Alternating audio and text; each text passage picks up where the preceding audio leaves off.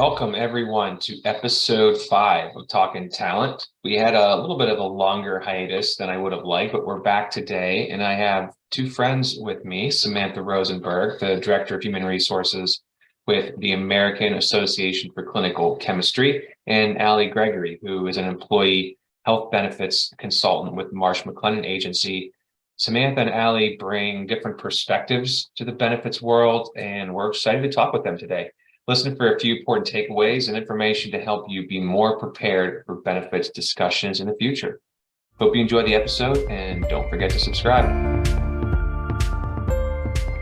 Hi, everyone. Thank you for joining us for our 5th episode of Talkin Talent. We'd love if you would tell your friends about this, coworkers, and please subscribe on Spotify. I'm Sam McCarthy, and I lead the human resources practice here at Cordia. And I am joined today by two amazing guests that I've gotten to know well and are doing very impressive things in their respective roles. First, Samantha Rosenberg, who's the Director of Human Resources with the American Association for Clinical Chemistry. Samantha's passionate about people and culture and how the workplace is evolving. Thanks for joining us. Thank you for having me. And Alli, Gregory, who's an employee health and benefits consultant with Marsh McLennan Agency. And someone that I identify with on a number of levels, which we can get into later. Thanks, Sam.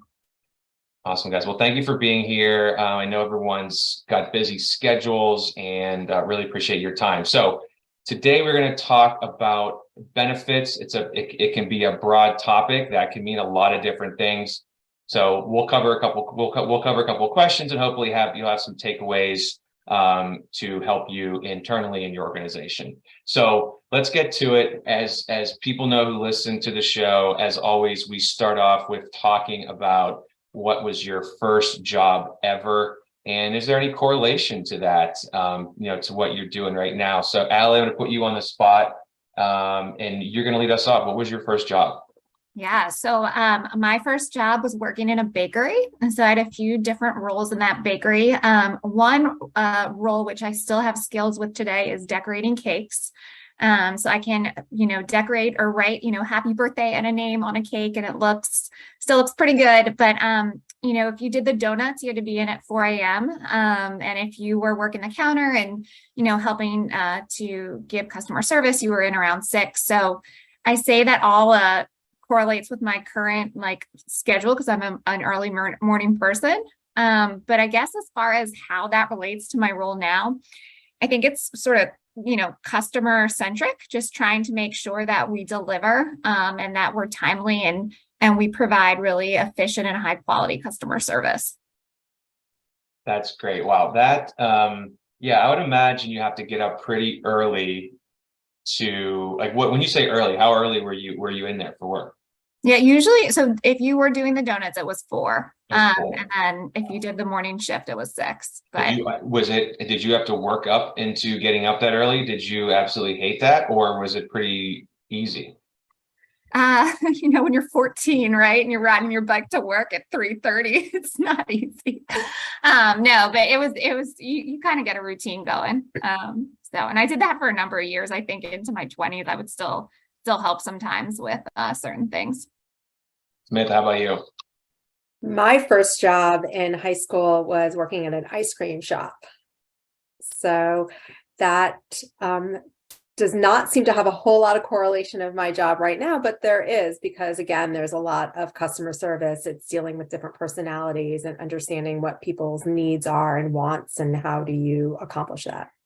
So some correlation there. You guys both, but basically we're just feeding people sugar and getting them through the day, I am definitely if I had to pick between the two, I have this, one of my soft spots is for scones and muffins. If I'm going to eat bread, I'm going to eat something that has sugar and probably some kind of fruit, like a blueberry muffin or a blueberry scone, a really good one.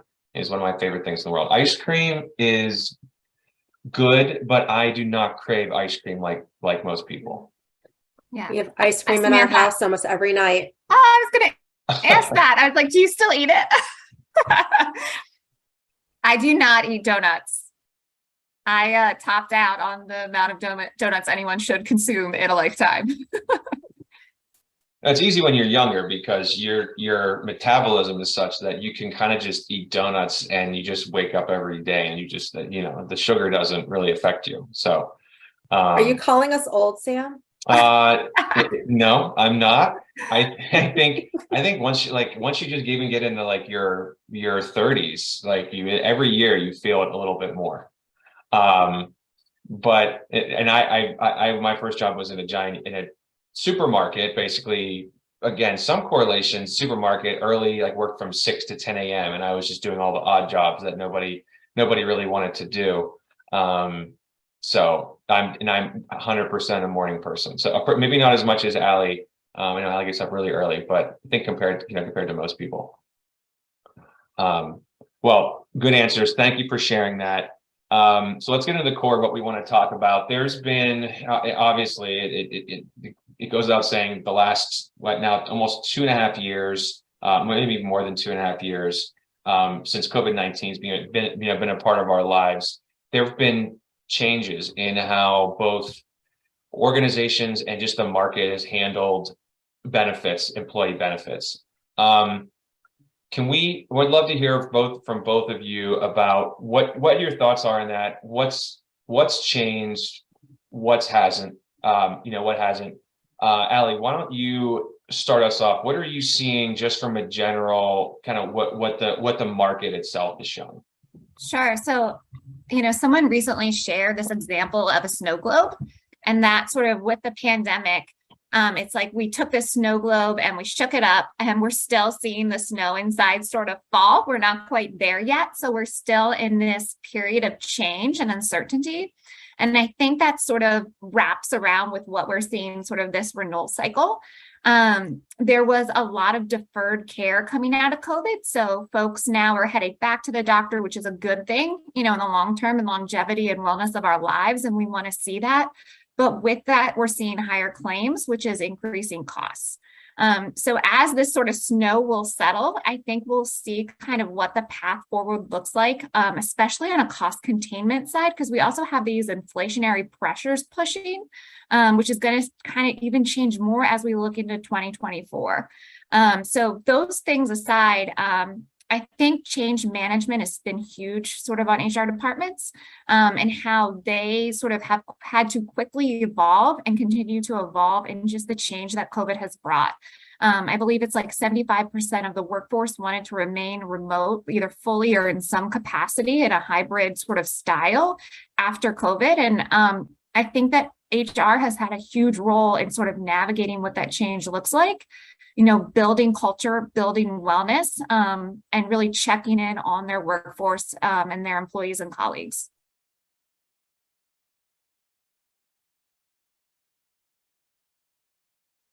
Thanks, Alli. It's really interesting, and I know that it's complicated, right? And it's one thing and I mentioned to both of you a few weeks ago, when we talked about this, was benefits is probably the one place in the big, wide, broad human resources category that I know the least about in terms of being able to, technically. And so that I love the snow globe example. That's really interesting. Samantha, what do you think? Do you see the same things? What either individually with you at AACC or just in the market in general?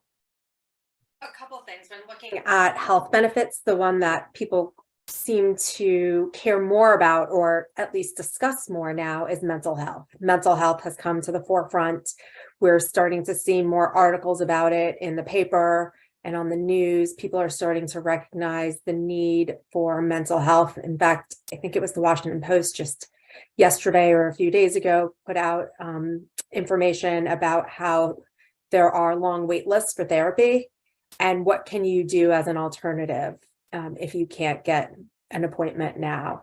So making sure that mental health benefits are available, looking at alternative options is really important. And I'm seeing that. And the other thing that I see from staff and from other HR folks is that employees want flexibility. They some people want to come into the office, some people want to work from home, some people like the hybrid, some people don't. Everybody has their different needs, and they just want to have that flexibility to be able to do their best work where they can do it.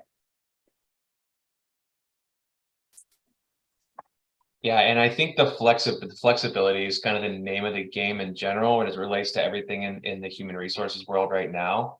When you think about employers talking about, I deal with, whether I'm talking to a CFO or I'm talking to a CHRO or I'm talking to a director who's hiring for a position that reports to them. Most employers in some way, I never talk to someone where they say, hey, we're hiring for this job, but you know what? Our benefits are terrible. We can't, everyone talks about having great benefits in some way or another, and it means different things to different people. So I hear that term a lot. Well, maybe our salary is not perfect, but we have great benefits, and here's why. Sometimes they have a hard time in explaining what that means. What does that mean, Samantha, to you, whether it's you're hiring for somebody on your team or you're educating current employees on what their options are? What does it really mean to have great benefits? So our benefits really are great. Of course they are. Yeah, exactly. That's what I'm talking about. So having a great benefits package is having affordable healthcare. And what does affordable mean? Affordable is not necessarily what the Affordable Cares Act says is affordable, but affordable is what can employees afford to pay each paycheck towards their health insurance. And does that mean that it's a high deductible plan? Does it mean that everything is covered and it's just minimal co-pays? And that might be different things for different people. And so having the ability for employees to choose from different options is really great. The other thing that, beyond just the health insurance is also looking at what other benefits do you offer? What is your time off available to employees? What is your holiday schedule? What is your retirement benefit? People don't, especially young people, don't think about that retirement benefit early enough, but it's so important because studies show that the sooner you start saving for retirement, the better off you're going to be later on. And if you have a benefit that has automatic enrollment, has auto escalation, those pieces are part of that larger benefit package that you offer. And what is your match? What do you have a contribution? All of those things really add to a well-rounded benefit policy. Alli, how about you? Yeah, I mean, I agree with a lot of the things that Samantha said, and it's awesome that she started with, she has great benefits. She feels really good about that because that, that then shows to sort of all of her employees that she shares this with. And so I think choice is really important. And I think you're right, Sam, it does mean something different for every organization. We really stress that whatever advisor you choose to work with is that you have a thoughtful approach that includes employee feedback in the conversation loop. So I think it's super important that you have a dial on what the employees want and also what their dependents want and what their family wants. So we really frame well-being around not just employee well-being, but family well-being, because we know that employees are most productive, most sort of attentive to their work, most focused, most innovative when they are well cared for, and the people that they love are also well cared for. So I think it's super important to also think about those dependents as well in this process. And that might mean, that when you're looking at and you're getting feedback, that you could be including, other people that make medical decisions or make decisions about benefits for that family in that conversation. And there's ways, I think, to go about doing that and be creative and strategic. So definitely having some type of feedback loop in the conversation. And then also, I think it's important to know when you're working with an organization and you're working with an advisor that you take a historical perspective. So you know what works well, what the company and the employees have liked in the past. And then you can kind of marry that with what's going on currently in the market. And I think that thoughtful approach then comes out in conversation We're in the process, we call it benefit seasons because most plans renew 1/1. But we usually have like a pre-renewal conversation super early to just have this conversation that I'm describing. And then leading up, there's more conversations sort of as numbers come out and we're looking at cost containment. Samantha, I'm curious, I'm putting you on the spot a little bit here, but I think it's interesting. Have you ever, does AACC or have you in the past been part of an organization that's done almost like a town hall poll, like saying, here's what we have, we know, here's what's potentially changing, what's most important to you, as opposed to, you can reach out to Alli and get her feedback on what's out there in the market, but how much do you take your current employees and their kind of idea about what's important to them? Is that something that you've seen done in the past?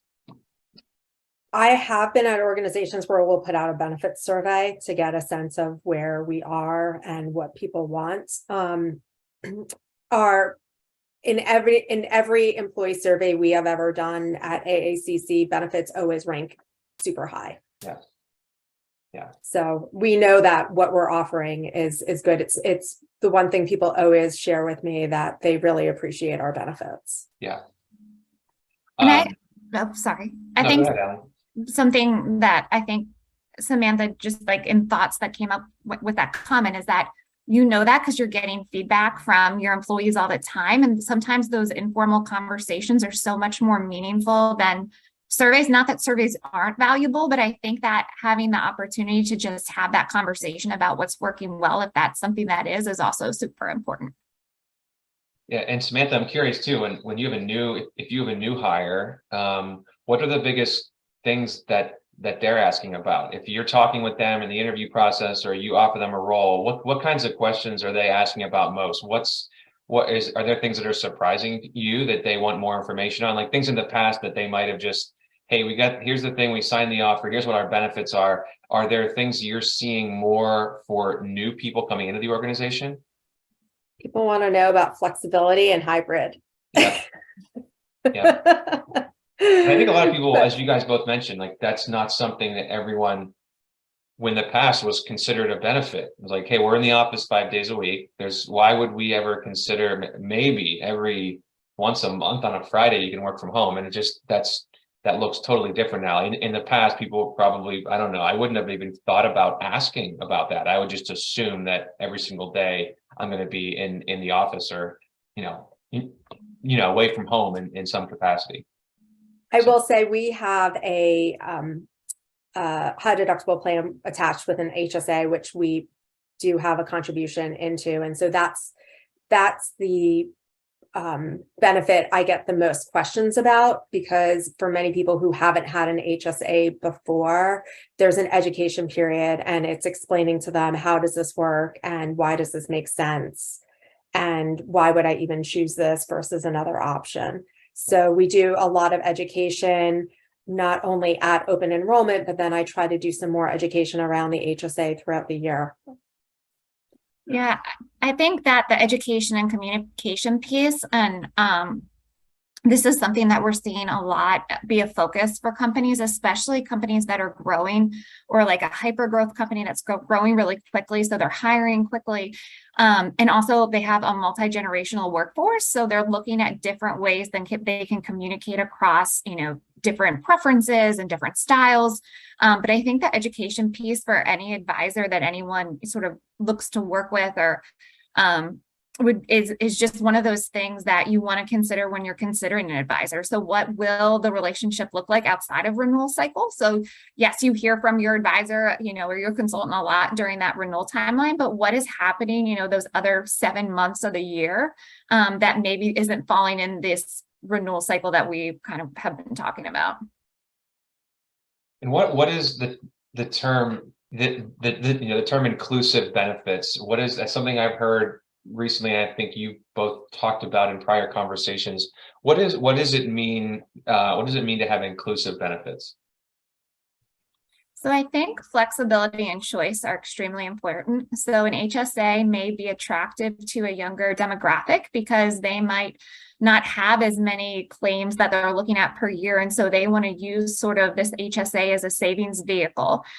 You might have a workforce that's mainly women of childbearing years. And so you might want to look at sort of an HSA, or I'm sorry, an FSA or some other type of structure that can help pay for childcare, or you might also want to add some type of plan that's richer because there are children that get sick and see a doctor more. Regardless, I think having the options makes it inclusive so that every employee feels like they're well cared for. I think there's other things to consider along with that. So like mental health has been something that, Samantha brought up, and that's huge right now. So mental health vendors are different companies that we're looking at partnering with. So having services through them might be something that you kind of wrap around to ensure that sort of all employees are getting what they need. Also, we have a product called ProsperWise, but there's lots of products out there that have a financial component, who's a financial advisor who can do education and who can do sort of help and work with folks as they're looking to sort of financially secure and make sure that they have financial wellness. Samantha, anything to add to that? No, I think Alli went through it pretty well. I think for us, looking at inclusive benefits is making sure, are we looking at all the demographics? Are we considering everybody's needs? And again, there's definitely people at different stages of their lives have different needs, and making sure we try to take all of that into an account in a way that is financially feasible for the organization as well. Because while most organizations want to be able to offer the moon, unfortunately, the budget doesn't always allow for that. So you do the best that you can within the parameters that you have. Yeah. Well, thank you both for sharing that. I'm curious, when I on both sides of the table, whether you're Alli and you're looking for companies to partner with and develop new relationships, or you're Samantha and you're leading HR for a company and you are responsible for figuring out who you're going to partner with from the benefits side. What are some recommendations that you both have on how to engage with each other if for people, Samantha, who might be peers of yours in similar roles? What are some recommendations that you have on how to get the process started, how to look for someone to consult with to improve upon, even if your benefits are great, but looking at that renewal, figuring out who do you want to partner with? What are some recommendations you have?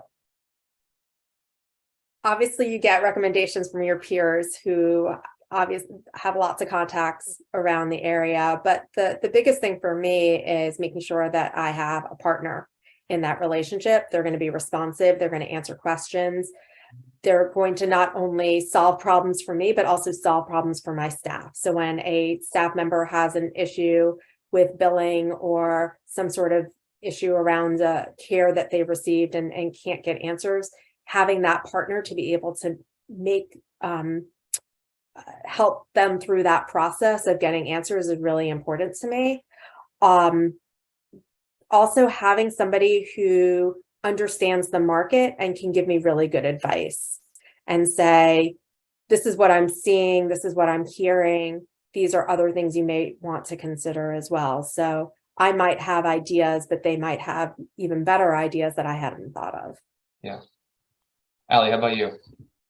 Yeah, so I think one of the most important things is definitely the relationship piece that Samantha hit on. I think there needs to be trust and partnership.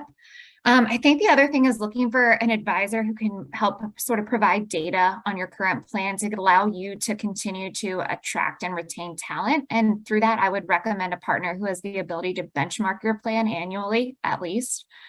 We do that by industry size and geography. So we would take a company's plan and look at plans that are competitive, so amongst their peers, and go through and look at what's the annual cost you're spending per employee per month, and how does that sort of line up to competitors based on those three things: geography, industry, and size. The other thing that I think is really important is that you have conversations with your advisor about the sustainability of the plan. And with that, I would say recommend you look like 1 to 3 years out, and then you look 3 to 5 years out, right? And I think part of that is it's really hard when certain things are in place within a plan to then take them away, right? Because as employees, we're always asking for more. We want more sort of wellness perks, whether it's sort of like a lifestyle spending account where we get a gym membership paid for, or, we want more coverage for our plan versus what we're paying out of pocket towards our premium. Like the last thing any employer wants to do is pull back. So as we're starting to see like inflationary pressures in the markets, we want to be able to say, okay, so let's look like this is where we're at this renewal. Let's think about what we want to do next year and kind of break it in that 1 to 3 and 3 to 5. 3 to 5 is, there's a lot of unknowns, so that's sort of hard to plan for, but it's good to have regular conversations with your advisor, have them be an expert in your industry field so that they're able to help you navigate through that. That's fantastic. Thank you. Anything else you guys want to add? Any other pieces that we left off that you want to share for all the people listening out there? I think one thing that's hit home for me recently in the past few days, especially, is this concept of caregiving. And this might be, Sam, where you're saying we're getting older or calling us older. But, I read something recently where it says, you are either a caregiver currently, you will be a caregiver, or you're receiving care from someone else. And so I think as we move forward, one thing that I think we'll see and hear more about as a trend, as an upcoming trend, is sort of what that means for an organization as they do provide benefits for supporting the family or supporting just past just that employee wellness, but really that family wellness, even down to the point of our caregiver days, maybe days that employees take for time off or for sick days. What does it mean when, children aren't in school for some reason or another, and how do we support those employees? What does it mean to care for elderly and an aging population? And I think that we'll see that trend as we look forward become even more sort of highlighted or more in the light as we go into 2023. Yeah, and just I don't have kids, but daycare, I can't even imagine what I know how much of a mess that we have in this country with being able to with daycare and the exorbitant costs that people pay for that. So as you brought up caregiving, my mind went to taking care of someone who is older, like me being the caregiver to someone who's older than me, but it's the opposite spectrum of it too.